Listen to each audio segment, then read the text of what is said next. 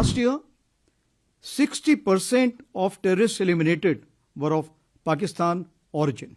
Today, whatever is remnant in the Valley and Jammu area, we feel that around 80% or more are from Pakistan origin. So, let me adopt your modus operandi and straightway come to the bottom line up front. That is what is my mission statement. And that is to ensure full spectrum of preparedness while concurrently transforming Indian Army into an Atmanirbhar future-ready force to be a relevant and key pillar of the national security apparatus that also contributes meaningfully towards the nation building. And towards that, our lines of effort as regards the developed nation by 2047 are truly aligned. और विकसित भारत के लक्ष्य को हासिल करने के लिए एक सुरक्षित वातावरण अनिवार्य है. In that, we emerge as the net security provider for the entire nation. So I'll first dwell upon few security issues and to begin with the northern borders. As you're aware, the situation is sensitive but stable. In October 2024, situation in Depsang and Demchok in eastern Ladakh got resolved. The patrolling to traditional areas in these two subsectors has commenced. Similarly, the traditional grazing has also commenced in these two areas. We shall continue to discuss the effective management of other sensitive areas also along the northern borders. And towards that end, I have authorized all my co-commanders to handle these issues at the ground level with respect to patrolling and grazing so that the trivial issues can be resolved at the military level itself. Own deployment along LSA is balanced and robust. We are well poised to deal with any situation. A focused capability development for northern borders enabled infusion of niche technology into our warfighting system and a whole of nation approach. We are progressing well. हमारी प्राथमिकता है सभी agencies की सहभागिता border infrastructure को और मजबूत बनाना है. Coming on to J&K. Situation is firmly under control. On line of control, ceasefire, which is effective from Feb 2021 after the DGMO's understanding, is holding on. However, the terror infrastructure across remains intact.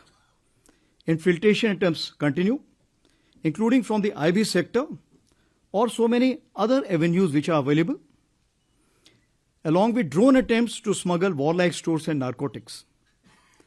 In hinterland, in recent months, increased terrorist activities was seen in North Kashmir and Doda-Kishtwar belt. Our CT grid there has been reinvigorated and tempo of kinetic ops has been enhanced. Past year, 60% of terrorists eliminated were of Pakistan origin. As of today, whatever is remnant in the Valley and Jammu area, we feel that around 80% or more are from Pakistan origin. Overall, violence parameters under control, tourism, development activities, Amarnath Yatra, where we witnessed more than 5 lakh pilgrims this time, and peaceful conduct of elections are indicators to a positive change. So the theme of terrorism to tourism is gradually taking shape. Regards Northeast, overall situation in Northeast is gradually improving. In Manipur, synergized efforts of security forces and proactive government initiatives have brought situation under control. However, cyclic incidents of violence continue. शांति और सद्भाव स्थापित करने की दिशा में ठोस प्रयास जारी हैं. Various NGOs and our veterans too are reaching out to the community leaders to give effect to a kind of a reconciliation. Along Indo-Myanmar border, enhanced surveillance and domination is in place. That is to insulate from spillover of turbulence which is taking place in Myanmar as of now. Fencing is a significant step, and we have started to commence a new progress towards this end. As far as humanitarian assistance and disaster relief is concerned, based on the experience gained in 2024, we have specifically earmarked rupees 17 crore for upgrading of our QRTs and QR medical teams. Besides, we have taken a decision to create 17 bricks of HADR, that is Humanitarian Assistance and Disaster Relief, as we realize that at places our columns reach, but the resources to provide kind of a rescue operation are not available. Towards that end, we are creating these 17 bricks. It is pan-India. As far as northern borders are concerned, since we have a pan-northern front presence, so Army will play a first responder role, and we will not await any request from the state. We would be reacting on our own to make sure that maximum people can be rescued wherever any disaster relief has to be carried out. Now, for ease of continuity and communication, my balance of the pointers will be on the same lines as given by General Pandey last time. What does it mean? As you know, my predecessor was a visionary, and he declared 2023 as the year of transformation, and he declared 2024 as year of technology absorption. So what I have done, that once I took over, the year of the transformation was declared as the decade of transformation, commencing from the time General Pandey had announced. And year of technology absorption was extended to 2025 also, because there's a lot to be done as far as the technology absorption is concerned. So, year of transformation, since it becomes a decade of transformation, so the pillars remain the same. So I would be covering balance of my update based on those 5 pillars which were given to you by General Pandey. To begin with, it starts with force restructuring. So it's a continuous process to give effect to organization structures commensurate to threat and technology infusion to ensure the operational effectiveness. As of now, we have already carried out some reorganization in cyber, electronic warfare, ISR units, and rebalancing 1.0 in consonance with our new emerging threat. Now what we are looking for is the rebalancing 1.5. We are also looking at new tailor-made organizations in the field of ISR, special ops, combined or integrated or all-arms brigade. Then we are looking at info ops groups. We will also be looking at raising of some combat units or the headquarter, and some de novo organization based on the emerging technology, for example, MUMT, that is manned unmanned teams. We also remain alive to the requirements of theaterization. So, in conjunction with theaterization, we would be looking for some changes which will include in terms of the areas, sub-areas, div, core, and command headquarter, which will be duly synergized with the theaterization initiative. Now coming on to the second pillar, that is modernization and tech infusion. So as far the force modernization is concerned, you are well aware that from EP 1 to 4, we had carried out major procurement, which was enhancing our cumulative combat effectiveness. And now we have also been approved the emergency procurement for CT ops, because we have carried out a major induction of regular troops in the Poonch Rajouri area as well as in the valley. So therefore, there is a requirement for some additional equipment. As for the fields are concerned, it's firepower and lethality, protection and mobility, and we are looking at night to be fought as day. As far as drone and counter drones are concerned, we are looking at no scaling as of now, because it's an evolving technology. So we will need new structures, we will need new kind of drones and new scaling. So based on the operational requirement, we are working towards that. As of now, I call it eagle on the arm for every soldier. What you also hear, the new term which is coming as FPV for the drones. As far as the artillery is concerned, the mediumization process is on, and 155 caliber has been kept as the main caliber.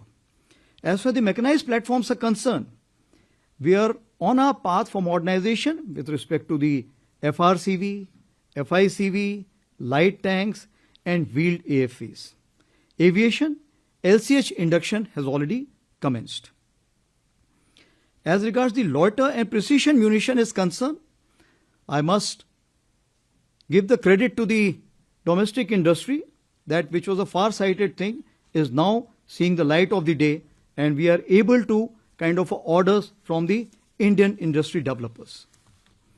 I will also cover the technology infusion here. As I told you that year of technology absorption 24-25, both years have been given the same name. So what are we looking for in this? Firstly, we are looking for that upgrade en masse the human resource, including the tactical commanders to become the techno commanders, because they are the decision makers. And if the decision maker is alive to the technology, the technical people will be finding it more easier to sail through. As far as our MTech is also concerned, that has increased by 30%. Similarly, the NDA syllabus which has been concerned, which is undergoing a major change, and probably by year 26 we should be able to see that on ground.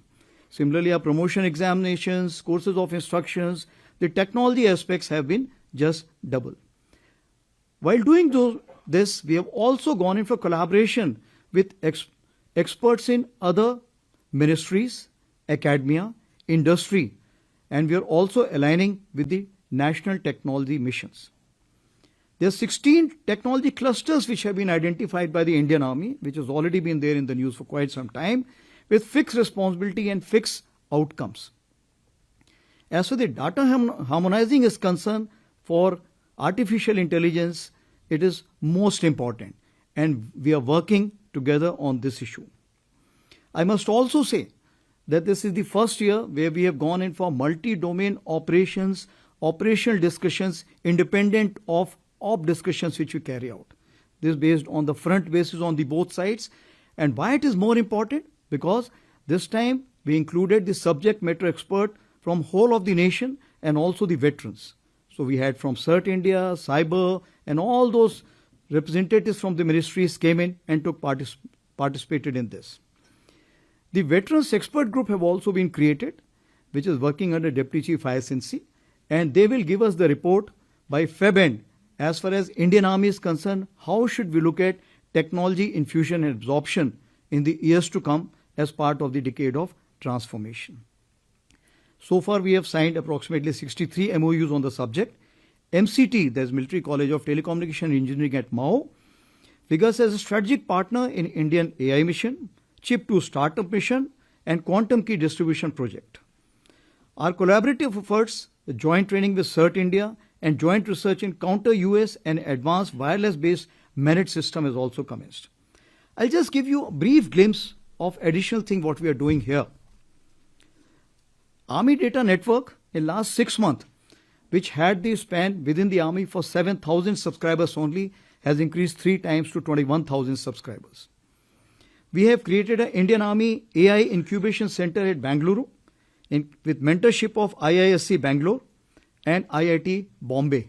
I must thank Bell to provide us that kind of a space in Bangalore for that.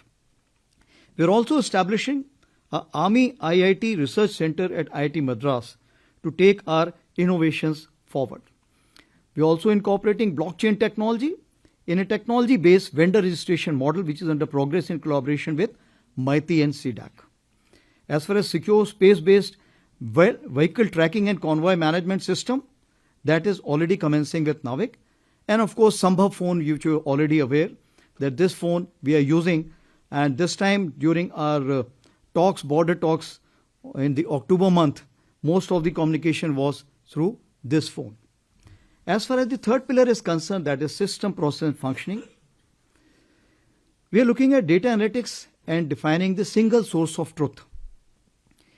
In the future, we are looking at data integration. So there are two things in this. As you know, Army is different from other services where the empowerment or the center of excellence starts from the battalion. Therefore, the maximum delegation must take place there. But today, the maximum centralization of the orders or powers or authority is at the army headquarters. This is only feasible to delegate once you have the data centricity in the center, but the delegation at the lower level. Here, the artificial intelligence will play a pivotal role.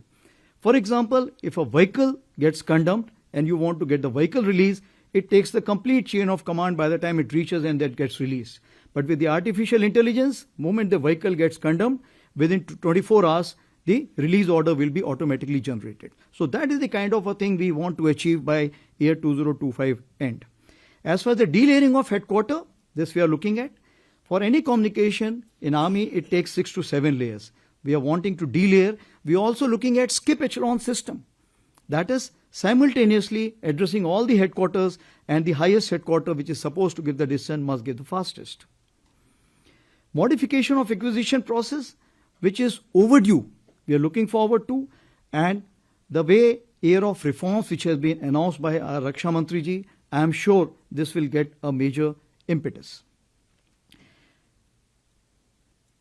Coming on to the human resource management, it's a subject in itself. I would not like to cover too many things in this, but just to tell you that the upgradation of the HR potential en masse is something which is our aim, while ensuring the welfare of rank and file, veterans, Veer Naris and their dependents. As for the Agnipath is concerned, 123 Agniveers are presently there, and we are getting a good feedback from the battalion commanders. They are fast on uptake, enthusiastic and keen to do well.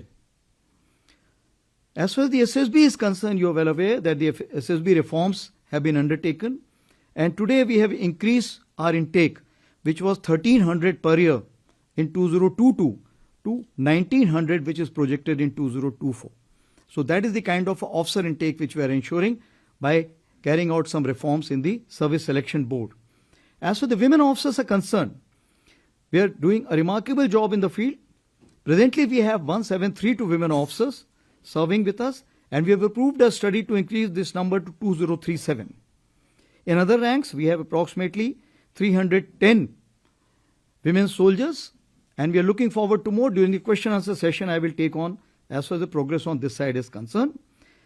About women empowerment, all women skydiving display team of Indian Army shall be raised in 2025. That's our endeavor. You'll be happy to note that the recruitment in Territorial Army has commenced again.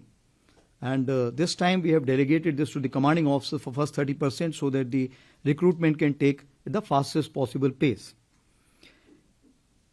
Institution of an Army Subedar Major.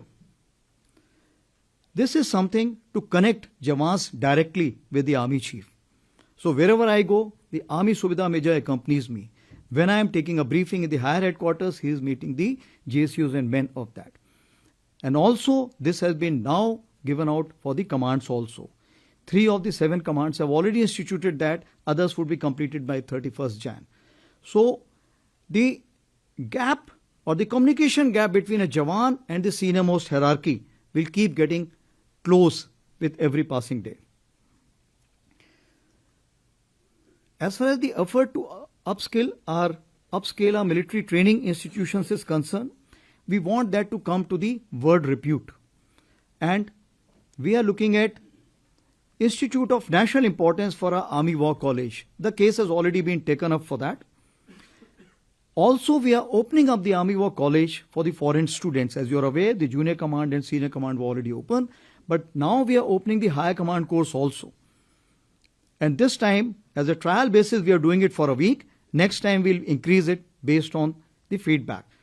This time, for this 7-day capsule, we'll be having the academia, industrialists, possibly the media also, bureaucrats, as also the foreign officers who always come and attend the course there for HDOC.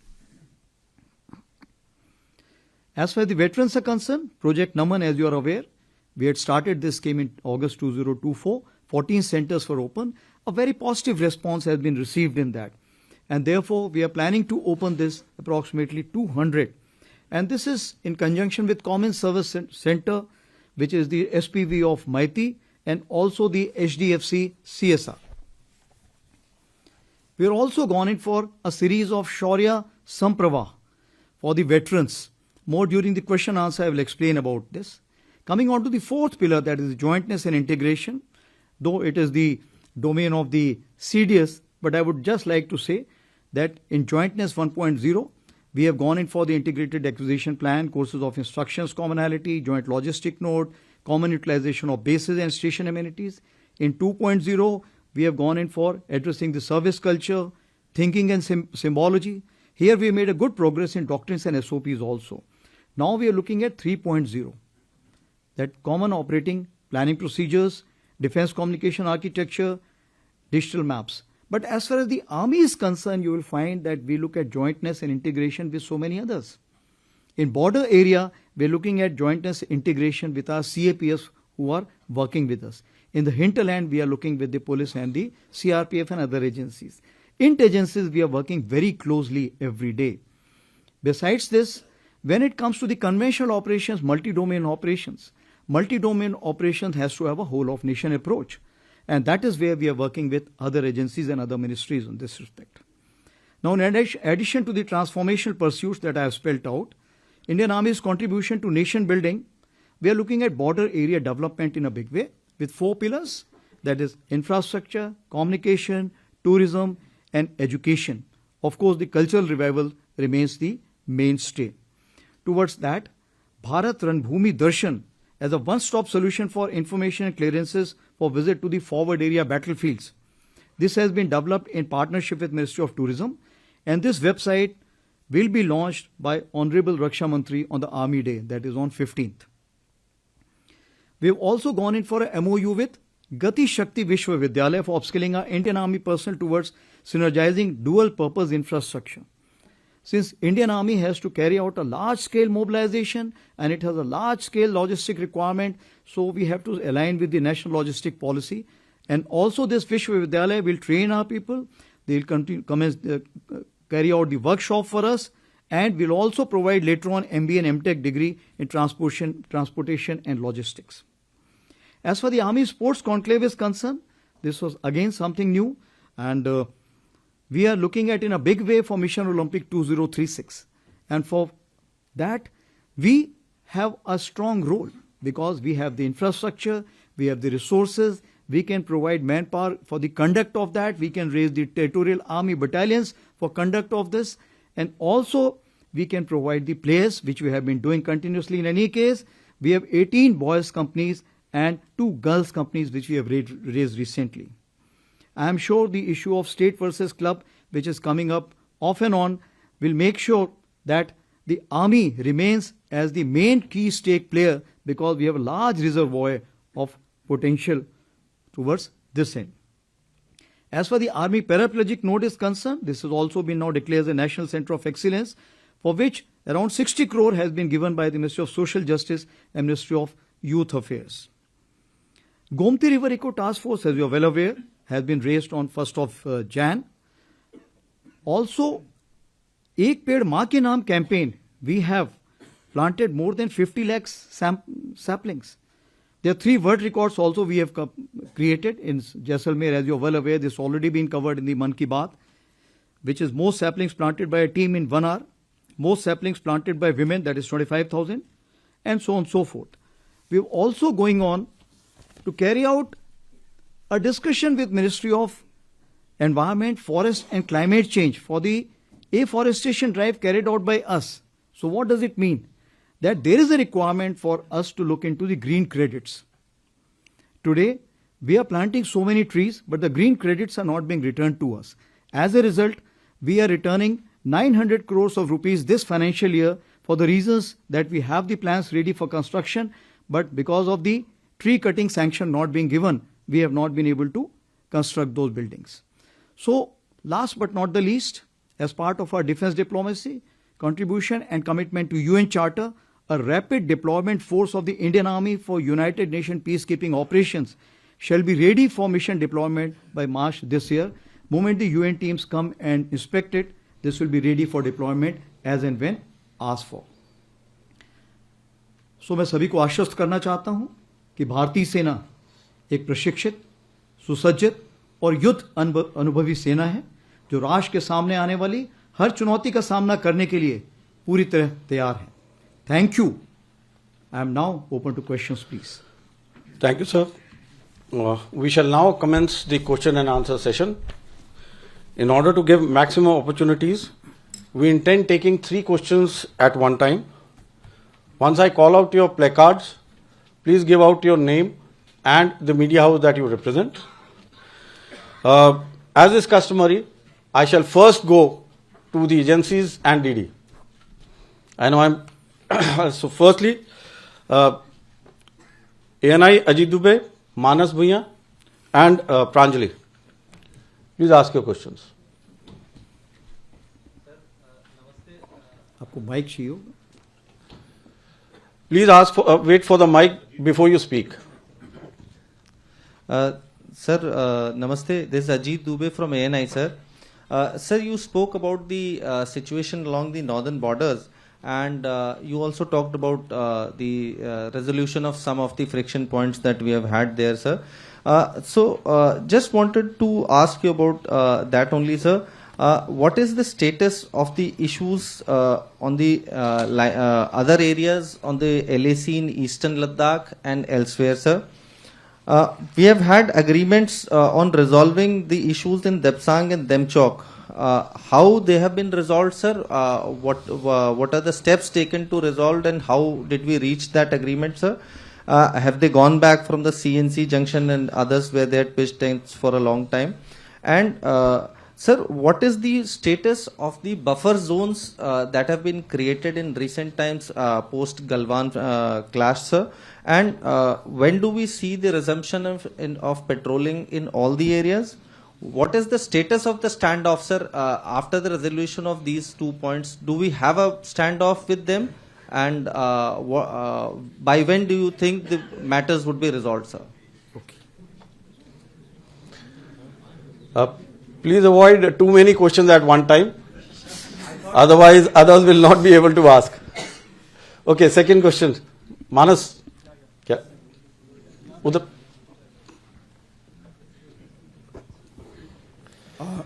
Hello, sir. This is Manas Pratim Bhuyan from PTI. My question is about Manipur. Sir, you briefly mentioned about Manipur. I would like to have your, overall perspective on Manipur. There have been criticisms that, in fact, there is lack of coordination among the agencies involved in controlling the situation there. And there is an external dimension also to the Manipur situation. Various rebel groups have captured many crucial Myanmarese towns in Myanmar. So is it impacting the overall security scenario along the border with Manipur? Thank you, sir. Yeah, Pranjali. Either.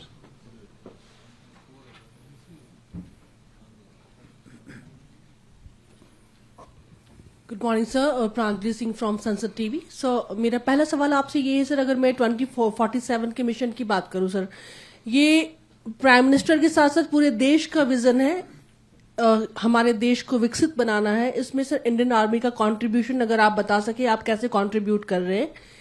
और sir मेरा दूसरा सवाल ये है कि border road infra एक बहुत बड़ा इशू है. हालांकि अगर पहले और अब की तुलना में देखें तो बहुत सारे चेंजेस हम देख रहे हैं.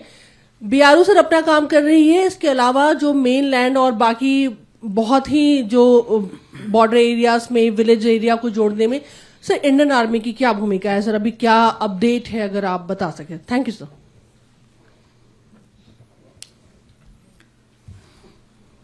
I think in these 3 questions, there must be about 13-14 questions. So let me see how I can fit in all. So Ajit ji, you have asked me basically the status of issues along the LAC. So I will repeat the same word, it's stable but sensitive, point number 1. So what does it mean? That there have been a series of meetings. Firstly, among the ministers, even the Prime Minister has met the Chinese head. Similarly, the meetings have taken place at the level of the Corps Commander. As you are aware, the 22nd SHMCL took place on 21st October, which finished.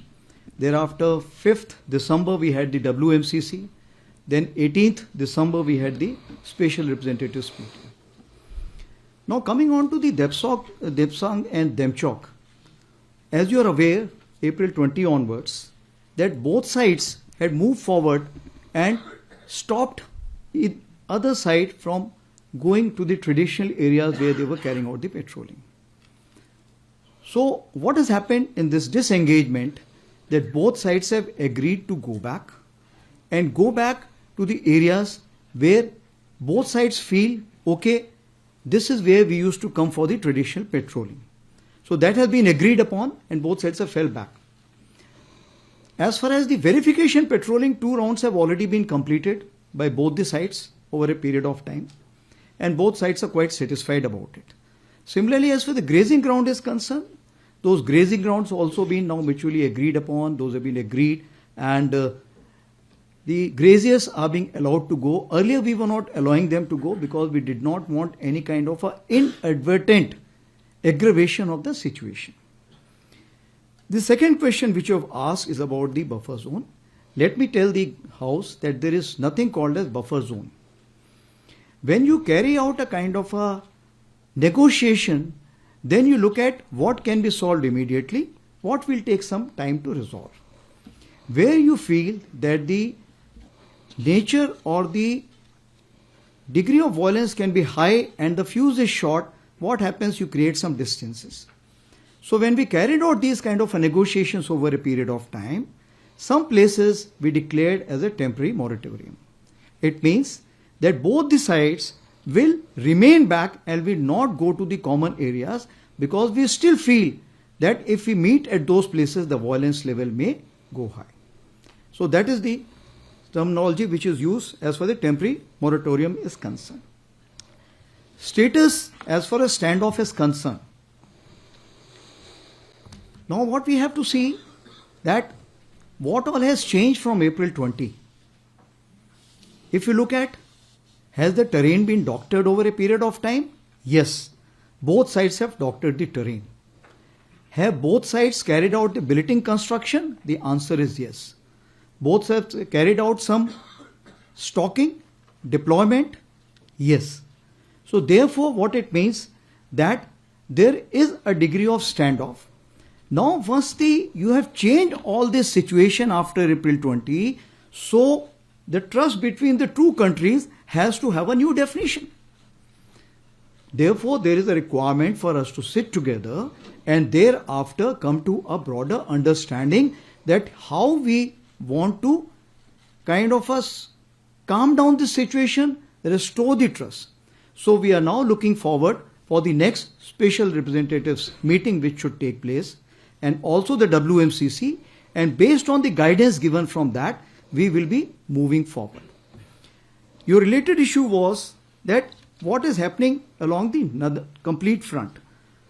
So as I have told you that the corps commanders have been now delegated the powers to resolve the trivial issues or the minor frictions so that they don't kind of later on become a big issue. So if they can be resolved at the lower level, that is being resolved. The timelines, I can only say that India has adequate strategic patience. Coming on to the second question, that is Manas had asked for Manipur. Overall perspective. The overall perspective as of today, that yes, there are, if I can say that, affiliations, and the tribal affiliations have taken a strong line.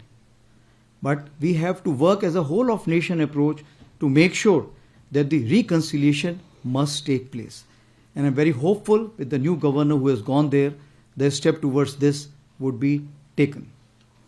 As far as the lack of coordination is concerned, which you have brought out, I just wish to assure you there is absolutely no lack of coordination, but we have to understand that which side is where.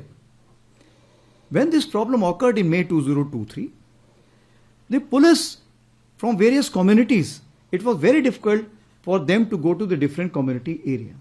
So thereafter the DGP had issued the orders that you go to the nearest police station to whichever community you belong to, so that at least you take on those duties. So once you take on those duties, you will find that Indian Army, Assam Rifles and the other CAPFs, we have to coordinate with those people in whichever area they are. So it's not a lack of coordination. Rather, these three agencies are the only one which are able to provide the coordination as of today.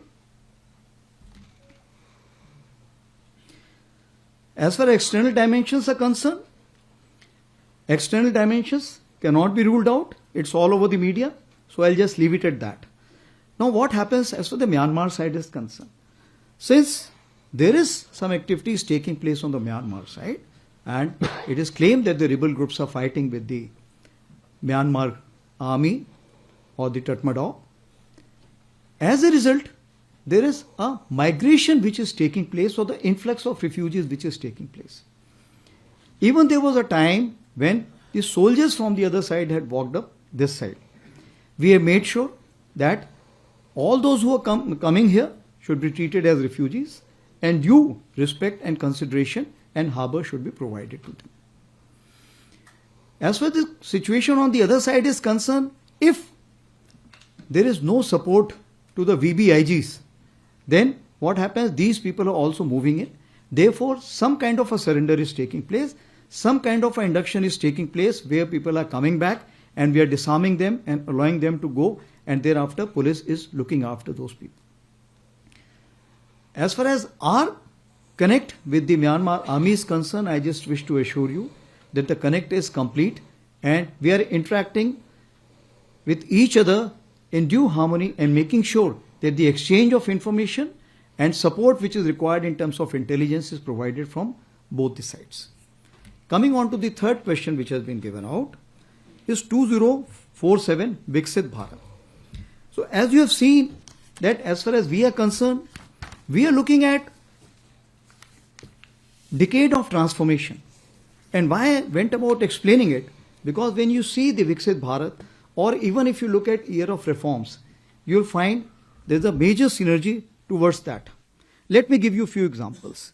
When we talk about nation first foreign policy and national security, what it means, the defense diplomacy and the deterrence which is required for any nation to kind of guard its border and ward off the adversaries.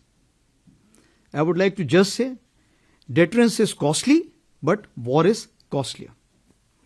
As far as the global economic powerhouse, Indian Army's indigenous consumption as far as weapons, equipment and other things is concerned, we provide a stamp of approval.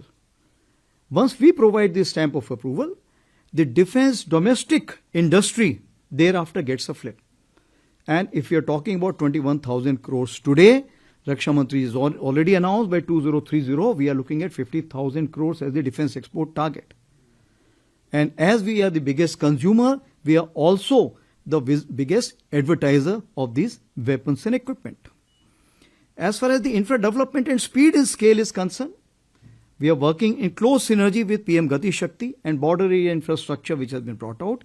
Here itself I will cover the border area infrastructure.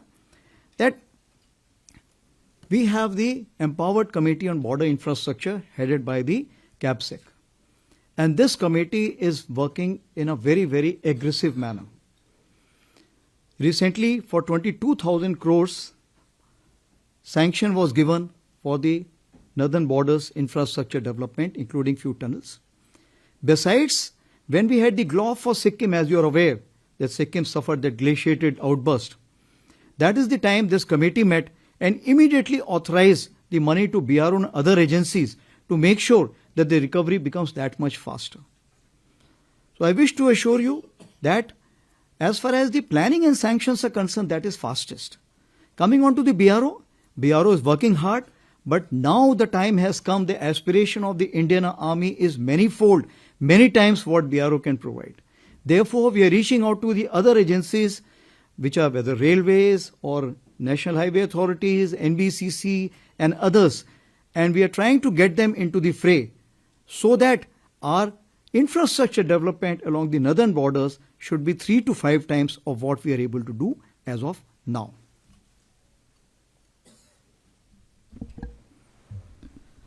There are a lot many to cover as Viksit Bharat is concerned, but due to shortage of time, I leave it at that. Thank you.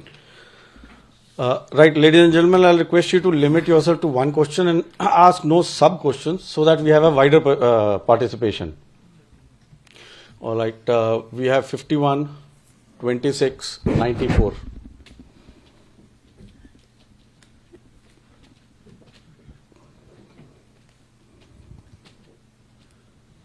Good afternoon, sir. Sanjeev Barua from The Week.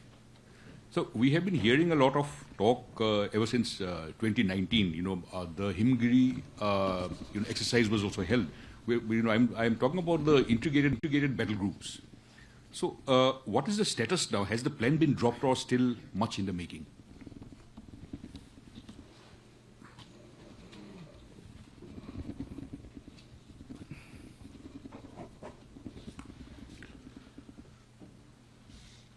Yeah, next, please. Good morning, sir. Ajay Banerjee from the Tribune this side. Sir, I have a very pointed question. You have answered in detail Mr. Ajit Dubey's questions about the LAC.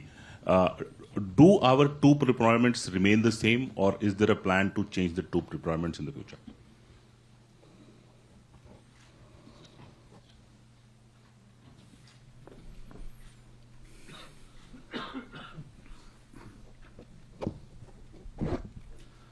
Sir मैं मंजीत नेगी हूँ आज तक से। आपने कहा कि जम्मू कश्मीर में अभी भी 80% जो आतंकी हैं वो एक्टिव हैं। नॉर्दर्न आर्मी कमांडर के तौर पर और सेना प्रमुख के तौर पर हमने देखा कि जम्मू कश्मीर में अभी भी बड़ी संख्या में सेना के साथ घुसपैठ की घटनाएं पिछले एक साल में देखी हैं। 70 से ज़्यादा आतंकियों को सेना ने मारा भी है। आपको इसके पीछे क्या बड़ा कारण नजर आता है कि ये घटनाएं अभी नहीं रुक रही हैं? क्या सीधे तौर पर पाकिस्तानी सेना इसके लिए जिम्मेदार है या कोई और कारण आप देखते हैं?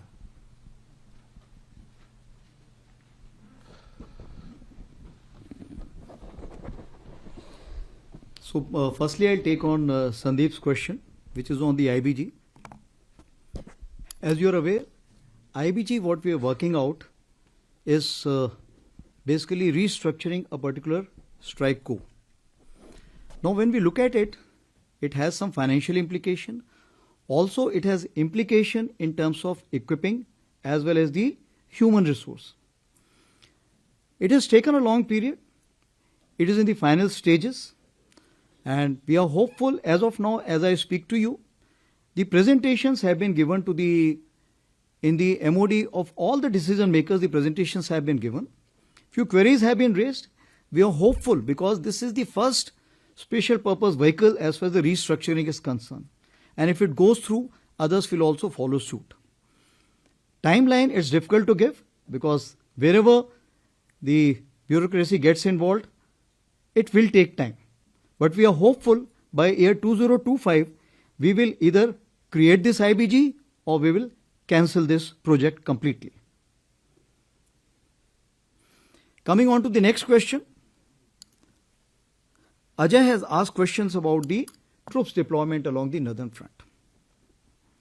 Like I told you, that troop deployment is directly dependent on the trust factor.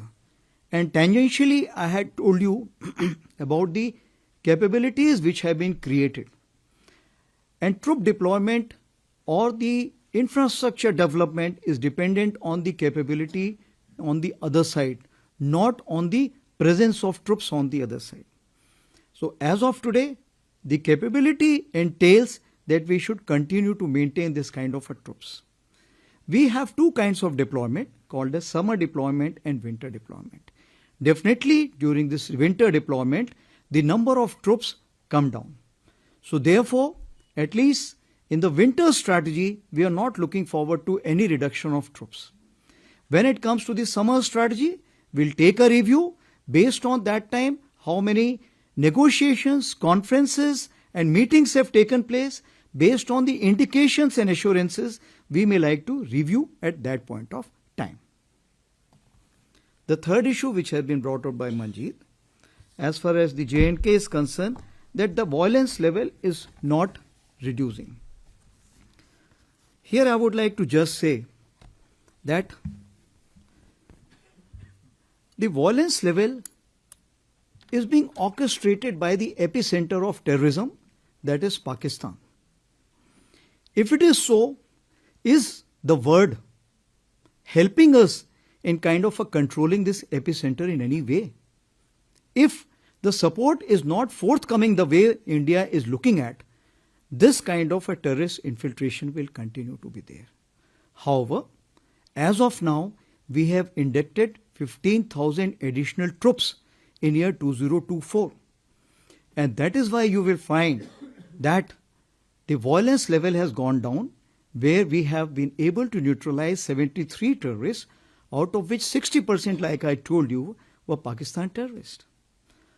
The elections, if you see, the elections, the parliamentary elections, state assembly elections, both had nearly 60% plus minus voting. It means that as far as the local population is concerned, local population is going with the peace. The recruitment was only 4 for year 2024. That is negligible. So all the indicators which are there saying that the people of J&K are shunning violence, and this violence is completely being orchestrated by our Western adversary. We can move on to the next one.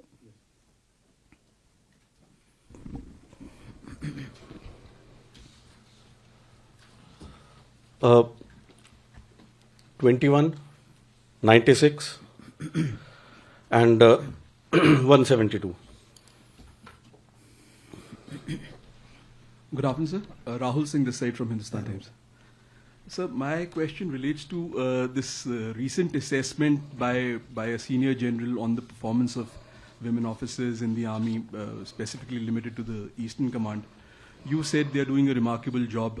Have you taken note of the concerns which were flagged by the then Corps Commander of 17 Corps? Are there any steps being taken to kind of fix those gaps, or is there a sense that perhaps it was a wrong call to give them command role without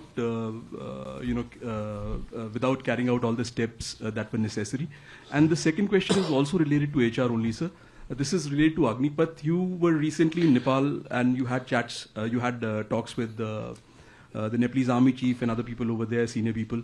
So, was there any talk on resumption of Gorkha recruitment or some consensus or breakthrough on those lines, sir? Thank you, Rahul. Next, please. Idhar dena.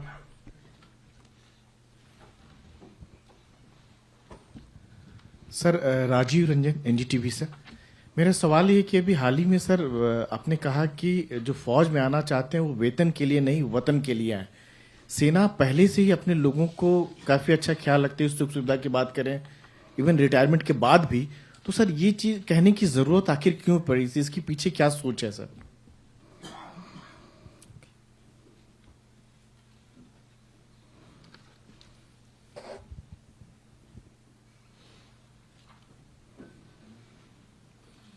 Who's the third? 172. Hello, sir. Neelam Matthews from Shepherd Media of the UK. This is regarding the tanks. What is the status of Zorawar as of now? Details of the trials. When is the first delivery expected? And related to this itself, when is the second tender to be out? And the T-72 tanks, have they been delayed, the overhauls, upgrades? Could you please repeat the question again, the first? Which one? Equipment you're talking about? I'm talking about the Zorawar tanks. Okay. What is the status of it, the trials, the delivery, and also when is the second tender for the Zorawar supposed to be out? Okay. And it's all related, sir. And the overhaul of the T-72s, has that been delayed or are you taking it up now? Thank you. Okay. I think one question, ek ke saath ek free, it becomes two questions for everyone. Okay. So, as far as Rahul, what you have asked for the women officers, firstly, General Puri, the letter which got leaked out shouldn't have got leaked out. A court inquiry has been ordered about it. It's a perception. It's his perception. He has all right to give that perception and comment. It's an internal communication.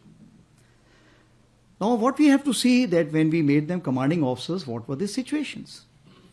This was based on the Supreme Court order and where the complete process was accelerated. As you are aware, when we make a commanding officer, we give them various exposures at various fields, we make them do various courses. Like for them, JC was not done, a short course was done. The contact and the bonding with troops was less. Lot of exceptions were given. So when you have these kind of a situation, you may have some kind of a surprises. But overall, if you see, today we have approximately 115 commanding officers who are commanding. And 18 more are ready who already approved and they are ready.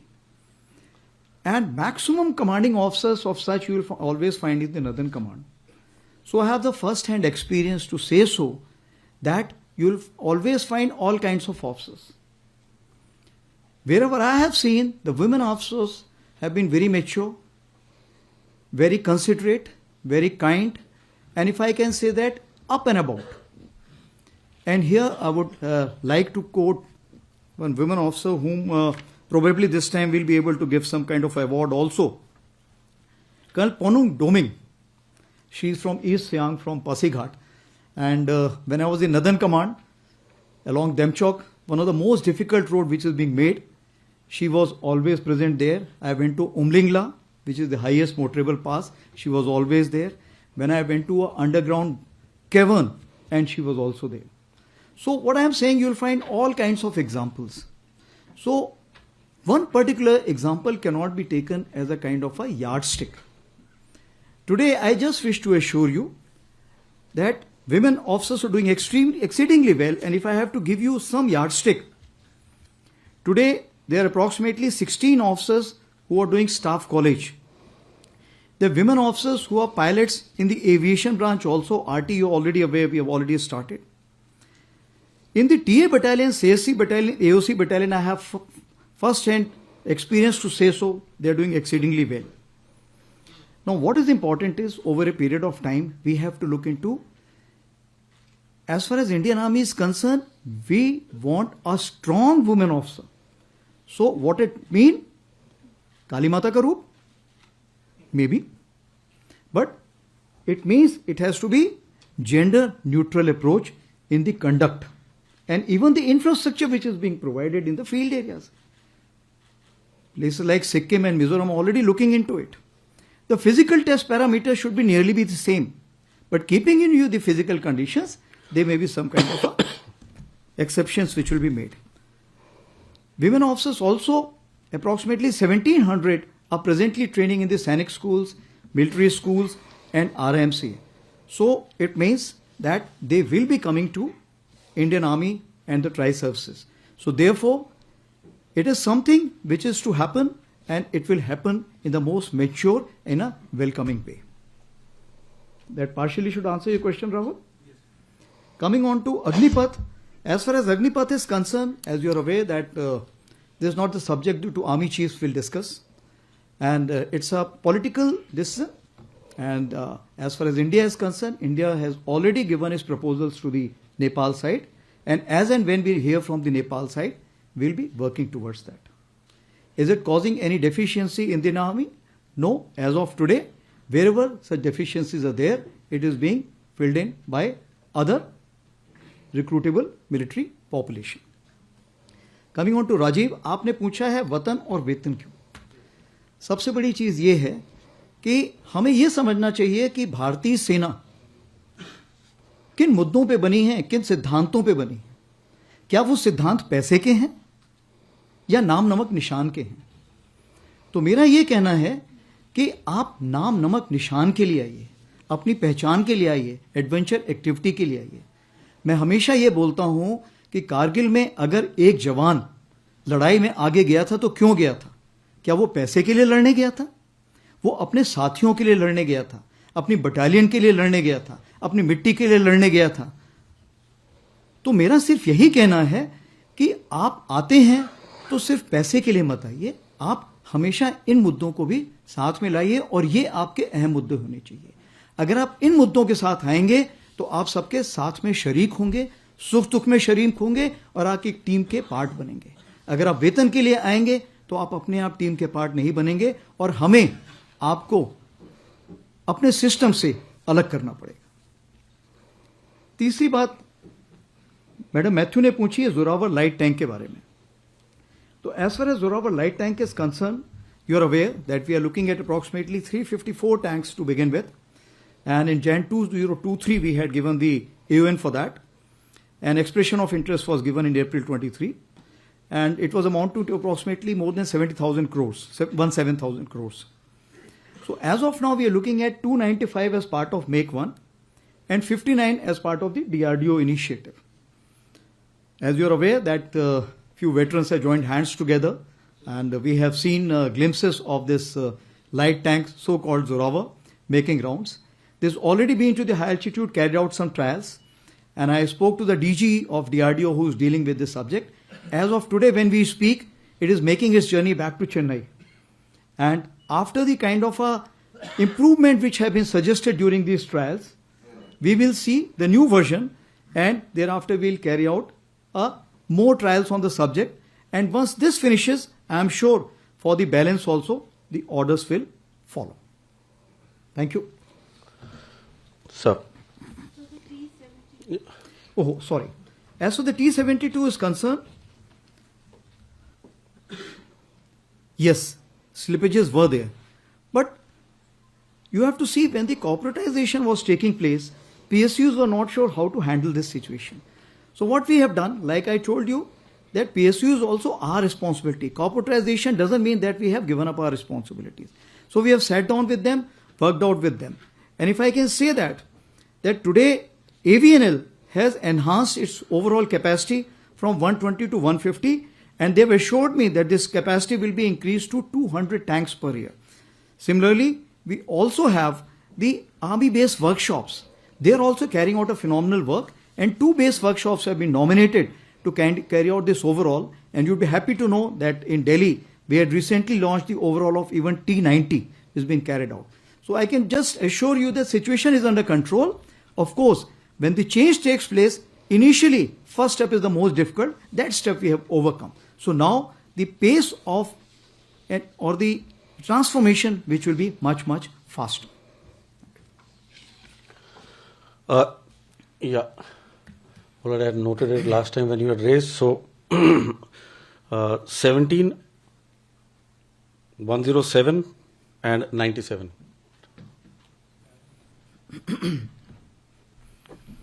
Sir, here, sir. Yeah. Sir, Shudhiranjan from Bloomberg. So just wanted your thoughts and views, given that the Indian Ocean region is becoming very, very militarized and contested, what kind, if any, capabilities are you looking at for the future, in tandem perhaps with the Navy, so that, you know, we are ready in case of any eventuality? And also, are you looking, you know, at a later date of basing troops outside? If so, which side, sir? Basing troops outside? Yeah, I mean, is there a consideration at all, sir? Okay. Yeah, 107. Yeah, please, here, Srinjoy.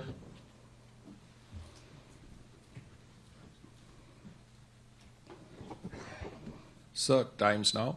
Srinjoy Chaudhary. Yeah.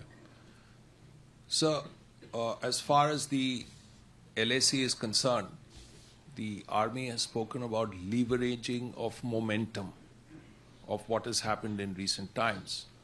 Now, is there a case, considering so much positive action has happened vis-a-vis the Corps Commander level talks at 14 Corps, of having similar talks on the eastern side with 33, 3 and 4? Also, sir, are we getting enough engines for our tanks from Russia? Yes, Sandeep. Sir Sandeep news 18 India से sir कुछ reports आई थी कि डोकलाम प्लेटो के पास China ने काफ़ी development किया है, कई सारे जो है विलेजेस वहाँ पे और रिसेंटली तैयार किए हैं. अभी क्या स्टेटस है चिकन नेक के लिए? वो ये सारी चीज़ें कर रहे हैं, ऑब्वियस सी बात है. तो अभी क्या स्टेटस है और आर्मी इसको कितना कंसर्न मानती है? Thank you. So we're done. Okay. Yes. So as far as IOR region is concerned, before that, let me tell you that Indian Navy is working along with us in the Pagong Tso Lake in a big way, including unmanned boats are concerned. Also, their special forces are working out in J&K and other places along with us, including the deep sea drivers. Coming on to the Indian Navy cooperation as far as the IOR region is concerned, two places we play a very important role. First is the Andaman Nicobar and second is the Amphibious Task Force. As far as the Andaman Nicobar is concerned, you are aware that we are going to kind of place them on a permanent basis and enhance the role of territorial army in that area. The equipping profile is also being worked out accordingly. Therefore, in conjunction with Navy, we are looking at their employment in a big way. Coming on to the Amphibious Task Force, which is there as of now, we are exploring that how to make it permanent in terms of Amphibious Task Force, which should remain dedicated, whether on the lines of RR or in the lines of permanent regimentation, so that their specialization or the expertise remains with them. As of now, you are aware that the battalions keep getting turned over. Besides this, we are also looking at, may not be in the, actually it comes into the confidential domain. We have some plans which we have worked out together on the western side. I'll leave it at that for the time being. To enhance the cooperation, we are also with all ships which are going, our special forces or other military personnel are going to various places to have an understanding of each other, so that later on, as and when troops are required to be deployed in a larger formation to any farther area, we should be prepared. But as of now, India does not have any expeditionary designs. So we have no plans to deploy troops outside as of today.